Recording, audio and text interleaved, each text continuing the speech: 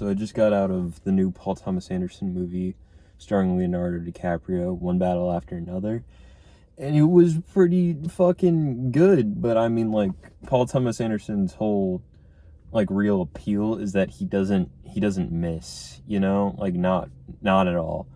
And this is no different. Every single movie I've seen of his, I haven't seen the three that are considered his worst movies, but every single movie I've seen of his has been a masterpiece. This one's no different. It's probably, it's close to Phantom Thread, I think. But yeah.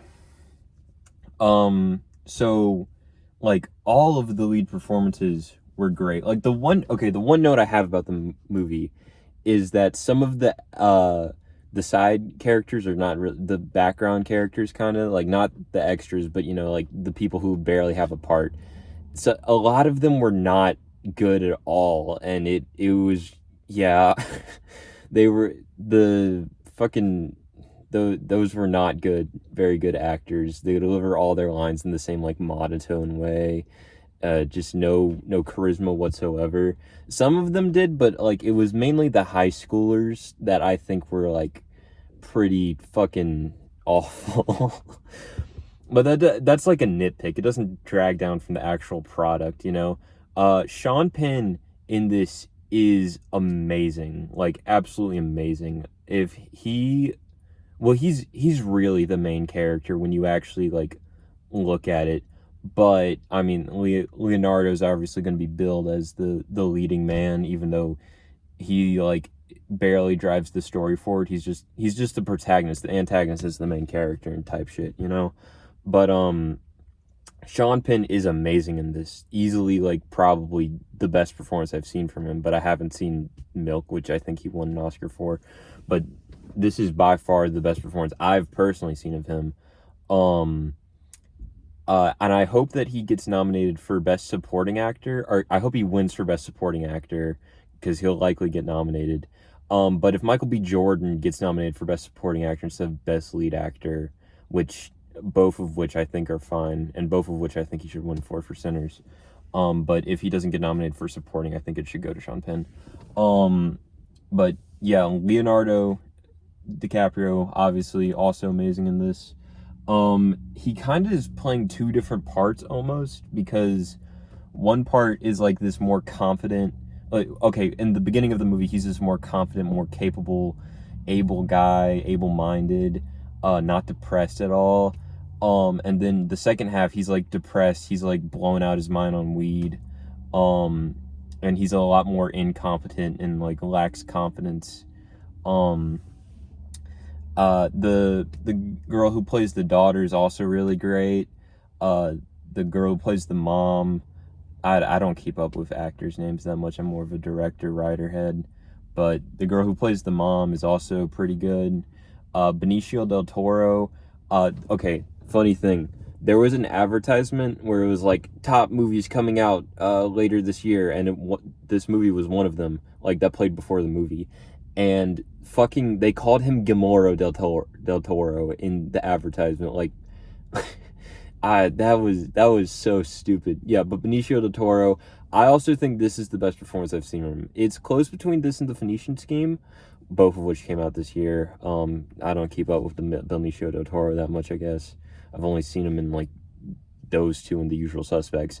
But this is my favorite performance of him. He's just fucking funny as shit, and also just his character is like the best person in this movie, I would say, because like, oh no, the daughter's also like a good person. She just gets dragged to a bad situation.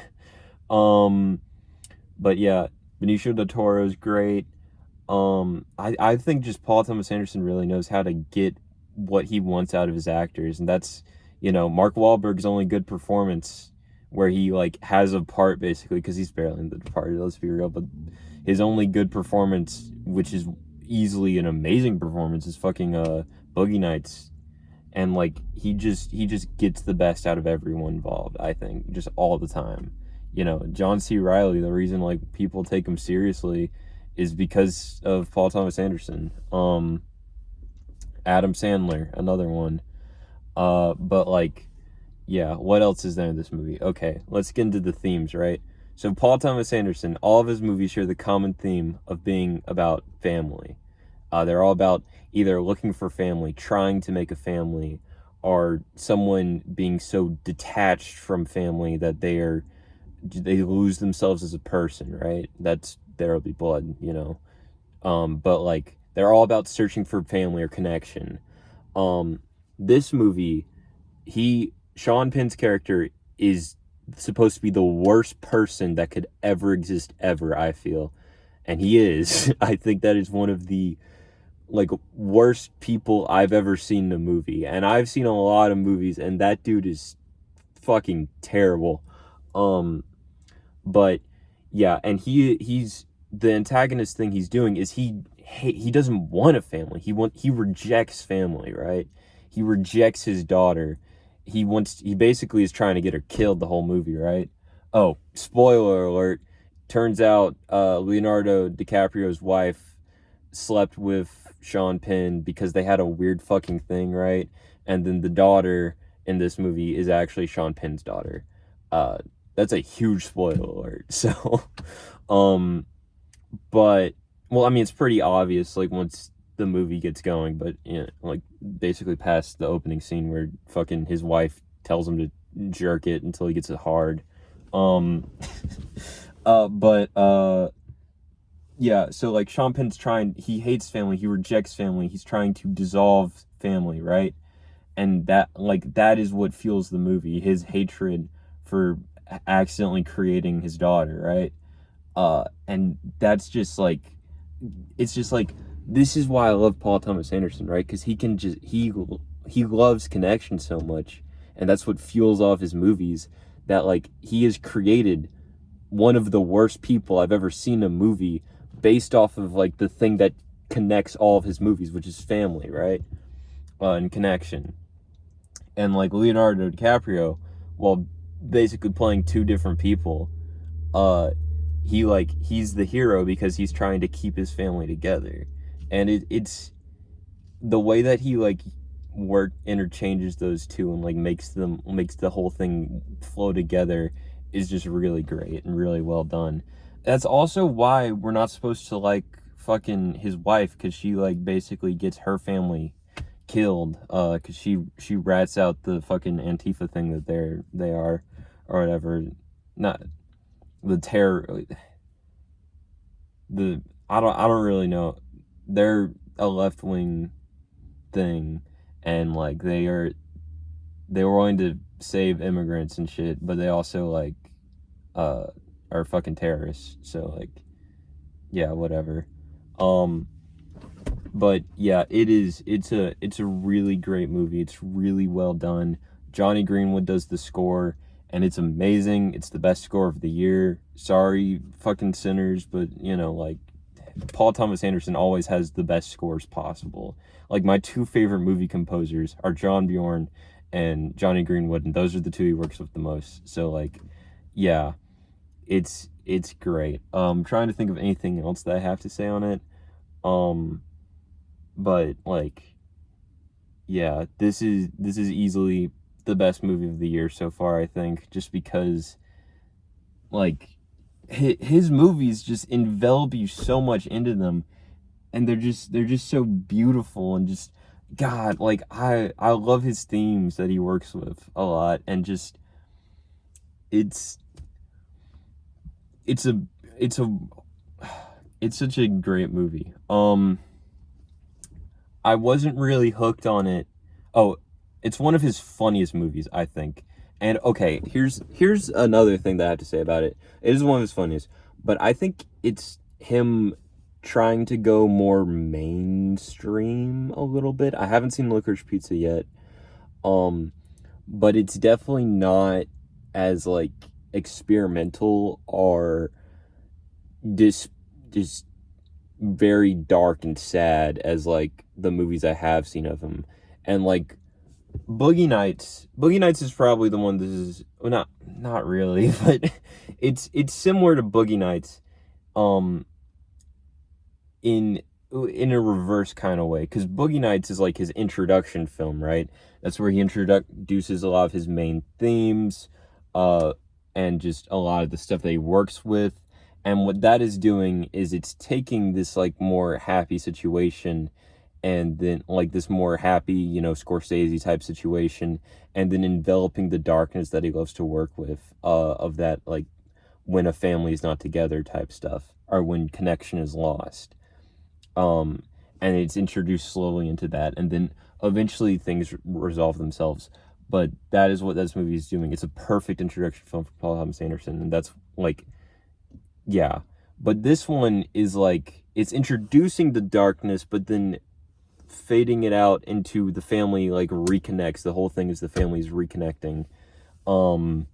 So it's, and yeah, it does a lot of things that I feel like are going towards the mainstream audience rather than him doing what he does best. But I still think this really works. I still think this works really well. This movie works really well because it's like, everything is so well done. I just love his themes, and I honestly think that he everything he touches turns to gold, except for the background actors in this. They are bad. They were no good. So, yeah. But that is something I wanted to say. I'm trying to think of anything else I want to say. It is one of his funniest movies. I think I have not seen Licorice Pizza, or the one where Joaquin Phoenix gets really high. But this was a great movie. Honestly, the best movie of the year, but it's just because it's Paul Thomas Anderson. I wasn't hooked on it for the first part, just because it was like so dark, and it used a lot of modern editing that are just like trendy type editing in movies, rather than like editing that I personally like. But eventually it got into the kind of second half of the movie, which is where everything from the trailers we've been seeing from the trailers is shown, and I liked that part a lot more, because it was doing an editing style that I prefer more. Definitely better editing than Sinners all around, though. Sinners has a terrible edit, and I will stand by that. That is the worst part about that movie, is the editing. The editing in Sinners is terrible. But yeah, so personal favorite movie of the year, so far, at least. Marty Supreme might surpass this if, yeah, I think Marty Supreme could honestly surpass this. But, it's Paul Thomas Anderson. It's obviously going to be good. Easy spend of your money, because it is that good. It's 3 hours long, which is great for me. I love long movies, especially ones that are directed by Paul Thomas Anderson or Andrei Tarkovsky. I love my Tarkovsky movies. But yeah, easily best cinema experience of the year, I think. Just a great thing to see on screen. But still, Sinners also great. Eddington also great. It's very similar to Eddington.